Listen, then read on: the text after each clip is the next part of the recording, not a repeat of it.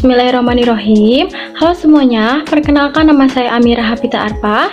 Kami mahasiswa dari Institut Keguruan dan Ilmu Pendidikan Siliwangi, Fakultas Ilmu Pendidikan, Program Studi Pendidikan Guru Sekolah Dasar, kelompok 8 dengan anggota Amira Hapita Arpah, Cepi Supriyadi, Citra Bunga Lestari, Diana Aliansa Sophia, dan Neng Rizky Fitria Rahayu. Video ini dibuat untuk menyelesaikan tugas mata kuliah konsep dasar ilmu pengetahuan sosial sekolah dasar dengan materi peran Indonesia di bidang ekonomi, politik, sosial, budaya, teknologi, dan pendidikan. Peran Indonesia di bidang ekonomi. Yang pertama, sebagai pencetus masyarakat ekonomi ASEAN.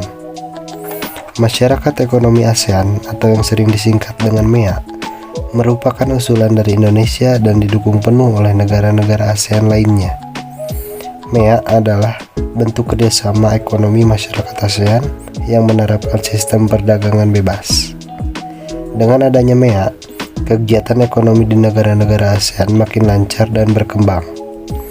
Karena tidak ada hambatan dan biayanya jauh jadi lebih murah saat berdagang di kawasan Asia Tenggara. Yang kedua, berperan sebagai lumbung padi ASEAN. Di kawasan Asia Tenggara, ada 3 negara yang berperan sebagai lumbung padi, yaitu Indonesia, Thailand, dan Vietnam. Sehingga ketiga negara tersebut akan dijadikan cadangan pangan saat keadaan darurat. Tujuan pembangunan lumbung padi di ASEAN ditunjukkan agar kebutuhan pangan masyarakat ASEAN terpenuhi. Untuk itu, lumbung padi jadi program penting yang membuat kerjasama di bidang ekonomi tetap berlanjut. Yang ketiga, mengelola jalur laut dan di Indonesia sebagai jalur perdagangan. Sudah sejak dahulu, Indonesia dijadikan jalur perdagangan di dunia. Apalagi, Kepulauan Indonesia mempunyai wilayah bagian pemisah alur laut. Ada bagian wilayah laut di perairan Indonesia yang bebas bagi kapal-kapal internasional untuk lewat. Sehingga jalur pelayaran makin strategis dan banyak kapal-kapal perdagangan akan mampir ke Indonesia serta negara-negara ASEAN lainnya. Yang keempat, berperan dalam lumbung padi ASEAN. Peran Indonesia dalam bidang ekonomi di ASEAN yaitu berperan dalam lumbung padi di kawasan Asia Tenggara. Di kawasan Asia Tenggara, Thailand dan Vietnam dikenal sebagai lumbung padi. Selain 2 negara tersebut, negara ASEAN lainnya juga turut menyediakan cadangan pangan saat keadaan darurat, yaitu termasuk Indonesia. Pembangunan lumbung padi ASEAN ditunjukkan agar dapat memenuhi kebutuhan semua negara ASEAN melalui perluasan, penguatan, dan juga menjamin keberlanjutan kerjasama antar lintas negara. Yang kelima, berperan sebagai pelopor dan pendiri ASEAN Free Trade Area atau sering disingkat dengan AFTA. Indonesia berperan penting sebagai pelopor dan pendiri AFTA. AFTA adalah perjanjian perdagangan bebas antara negara-negara ASEAN. AFTA tersebut didirikan pada tanggal 28 Januari 1992 untuk mempermudah dan meningkatkan perdagangan di negara-negara di Asia Tenggara. Adapun tujuan utama didirikannya AFTA yaitu untuk meningkatkan daya saing ASEAN sebagai basis produksi di pasar dunia. Di dalam ASEAN, tarif dan non-tarif serta untuk menarik banyak investasi asing langsung ke ASEAN. Saat AFTA dibentuk pada tahun 1992, anggota ASEAN baru terdiri dari 6 negara, yaitu Indonesia, Brunei, Malaysia, Filipina, Singapura, dan Thailand. Peran Indonesia di bidang politik. Yang pertama, sebagai salah satu negara pemrakasa berdirinya ASEAN. Indonesia merupakan salah satu penggagas berdirinya ASEAN bersama dengan 4 anggota ASEAN lainnya, yaitu Thailand, Malaysia, Singapura, dan Filipina melalui deklarasi Bangkok pada tanggal 8 Agustus 1967 di Bangkok, Thailand. Yang kedua, sebagai lokasi kantor sekretariat ASEAN. Sesuai dengan persetujuan antara pemerintahan Indonesia dan ASEAN, pemerintah Indonesia menyediakan tempat bagi kantor baru sekretariat ASEAN di wilayah Kebayoran Baru, Jakarta Selatan, yang dulunya berfungsi sebagai gedung kantor wali kota Jakarta Selatan. Sekretariat ASEAN ini berfungsi sebagai penghubung antara badan atau komite di ASEAN atau penghubung ASEAN dengan pilihan eksternal termasuk organisasi internasional lainnya. Yang ketiga, mengirim pasukan perdamaian PBB negara ASEAN. Indonesia turut aktif menjaga pendamaian dunia dalam lingkup pasukan perdamaian Perserikatan Bangsa-Bangsa. TNI mengirim kontingen militer dalam pemerintahan peralihan PBB di Kamboja. Pasukan perdamaian tersebut bernama kontingen Garuda yang bergabung dalam UNTAC atau United Nations Transitional Authority in Kamboja. Yang keempat, meningkatkan demokrasi sebagai panduan kehidupan bernegara di lingkungan ASEAN. Yang kelima, melaksanakan secara bertahap kawasan perdagangan bebas ASEAN atau yang sering disebut dengan AFTA. Yang keenam, bekerja sama menanggulangi narkotika dan obat terlarang. Yang ketujuh, mengadakan perjanjian ekstradisi, yaitu penyerahan pelarian penjahat yang tertangkap di antara anggota ASEAN.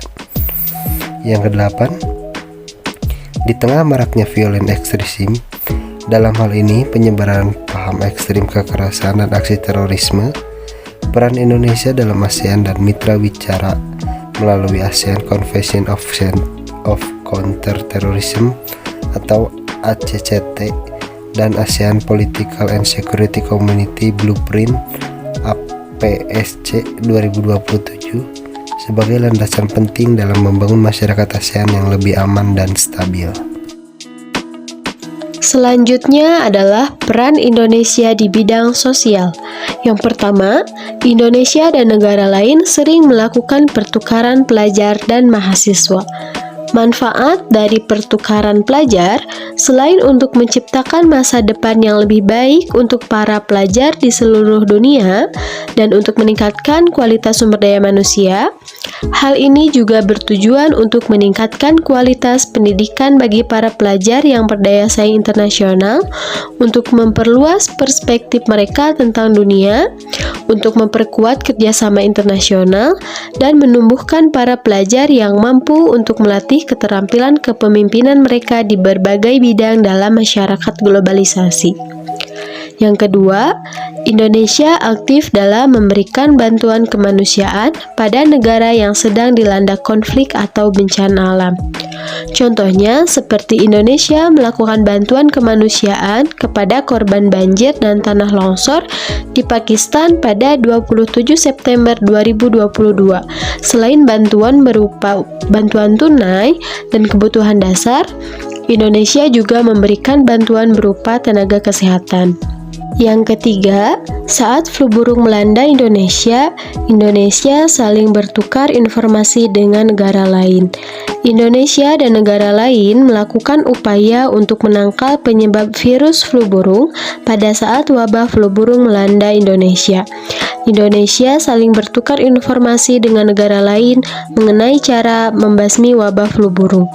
Yang keempat, membantu penyelesaian negara yang sedang berkonflik. Indonesia banyak berperan dalam upaya menciptakan perdamaian negara-negara yang mengalami konflik. Peran Indonesia dalam perdamaian dunia dilakukan dalam beberapa cara. Salah satunya yaitu Indonesia sebagai salah satu negara pemrakarsa berdirinya Gerakan Non-Blok. Gerakan Non-Blok berusaha meredakan ketegangan dunia dan menciptakan perdamaian dunia yang ketika itu terancam akibat terjadinya perang dingin antara blok barat dan blok timur. Yang kelima, turut serta menyelenggarakan kegiatan pendidikan di kalangan anak muda. Indonesia turut serta dalam penyelenggaraan kegiatan pendidikan di kalangan anak muda. Contohnya adalah kegiatan pemilihan duta ASEAN, pertukaran pelajar, beasiswa ASEAN Scholarship, dan komunitas anak muda seperti ASEAN Youth Expo. Yang keenam, turut menegakkan hak asasi manusia di ASEAN. Indonesia turut menegakkan hak asasi manusia di ASEAN dengan aktif bergabung dalam ASEAN Intergovernmental Commission on Human Rights, adalah lembaga menyeluruh yang bertanggung jawab untuk pemajuan dan perlindungan hak asasi manusia di ASEAN. Peran Indonesia di bidang budaya. Yang pertama, perkenalan ASEAN dan negara-negara anggotanya melalui sekolah-sekolah dan lembaga-lembaga pendidikan lainnya. Yang kedua, Indonesia berperan aktif dalam kegiatan kebudayaan di ASEAN, seperti kegiatan pertukaran pelajar, mengirim tim kesenian untuk mempromosikan kesenian dan budaya, dan lain sebagainya. Yang ketiga, Indonesia mengirim tim kesenian untuk mengikuti atau mempromosikan kesenian dan budaya ke berbagai negara di dunia. Yang keempat, Indonesia melakukan pengenalan budaya melalui PC2 ASEAN yang di dalamnya terdiri dari negara Thailand, Kamboja, dan Vietnam. Kemudian yang kelima, Indonesia ikut serta dalam acara ASEAN Film Festival, seperti menonton pertunjukan atau festival, mengunjungi situs dan monumen, serta perjalanan religi, atau mendefinisikan pariwisata budaya sebagai pergerakan wisatawan dengan motivasi budaya. Kemudian meningkatkan kualitas pariwisata budaya melalui diplomasi kebudayaan. Diplomasi kebudayaan bisa diartikan sebagai upaya suatu negara untuk memperjuangkan kepentingan nasionalnya melalui dimensi kebudayaan, baik secara mikro seperti pendidikan, olahraga, ilmu pengetahuan, dan kesenian. Diplomasi kebudayaan merupakan salah satu instrumen bagi Indonesia untuk meningkatkan kualitas dari pariwisata, khususnya pariwisata budaya di Indonesia. Yang ketujuh, melakukan pertukaran budaya. Kegiatan ini bertujuan untuk memperkenalkan para generasi muda negara-negara sahabat dengan berbagai ragam identitas, seperti seni budaya dan kepribadian bangsa Indonesia yang khas, seperti sikap menghargai keberagaman atau kebinekaan, kekeluargaan, keterbukaan, toleransi, dan kesantunan. Yang kedelapan, melakukan program pertukaran pemuda antar negara. Dilaksanakan oleh pemerintah Indonesia melalui Kementerian Pemuda dan Olahraga Republik Indonesia. Program-program ini juga bisa membantu promosi tentang keberagaman dan kekayaan kebudayaan yang ada di Indonesia, sekaligus pariwisata Indonesia di negara peserta dan di level regional maupun di level internasional. Hal ini juga melandasi beberapa organisasi internasional membuka peluang program pertukaran budaya dan pertukaran pemuda lewat host family program dan program beasiswa. Kemudian yang terakhir, eksibisi merupakan salah satu bentuk diplomasi kebudayaan berupa festival, pameran maupun pertunjukan. Seperti pameran kebudayaan maupun pertunjukan seni dan budaya Indonesia di luar negeri. Pertunjukan yang dipentaskan tersebut bisa membuat memori atau citra yang mendalam bagi pemirsanya. Eksibisi juga bisa dilakukan dengan kerjasama dalam bentuk kolaborasi yang sinergi antar kementerian, seperti Kementerian Pariwisata berkolaborasi dengan Kementerian Luar Negeri dan Kementerian Pendidikan dan Kebudayaan untuk melakukan promosi pariwisata melalui Kedutaan Besar Republik Indonesia di luar negeri. Melalui eksibisi pariwisata di luar negeri, diharapkan bisa menarik minat wisatawan mancanegara untuk berkunjung ke Indonesia. Eksibisi yang diikuti oleh Indonesia adalah Europalia Art Festival Indonesia 2017. Poin kelima, peran Indonesia di bidang teknologi. Pengertian teknologi. Penggunaan teknologi sudah bukan hal yang asing lagi di dalam era globalisasi ini, termasuk di dunia pendidikan. Sebagai tempat lahirnya teknologi, sudah sewajarnya bila pendidikan juga memanfaatkan teknologi untuk memudahkan pelaksanaan pembelajaran. Dari masa ke masa, Indonesia sudah bisa mengikuti perkembangan teknologi, meski kadang masalah geografis masih jadi penghalang. Di era modern ini, penerapan teknologi digital sudah semakin merata di banyak sektor, mulai dari pendidikan, perdagangan, kesehatan, pertanian, pemerintahan, sosial budaya, ekonomi, politik, dan yang lainnya. Peran teknologi di Indonesia untuk kaum milenial ini tak luput dari media, komputer, handphone, televisi, dan perangkat elektronik lainnya. Oleh sebab itu, sebaiknya peningkatan dan pengembangan teknologi harus terus dilakukan. Peran Indonesia dalam bidang teknologi. Poin pertama, pembentukan kelompok peneliti antar negara. Peran Indonesia di ASEAN dalam bidang teknologi diantaranya aktif dalam pusat penelitian bersama negara lain. Tak hanya itu, Indonesia juga saling bertukar pengalaman dan tenaga ahli dengan negara lain dalam pengembangan teknologi. Contohnya, Indonesia dengan pengalaman teknologi penerbangan mengirimkan ahli dari IPDN ke negara lain untuk bertukar pengalaman.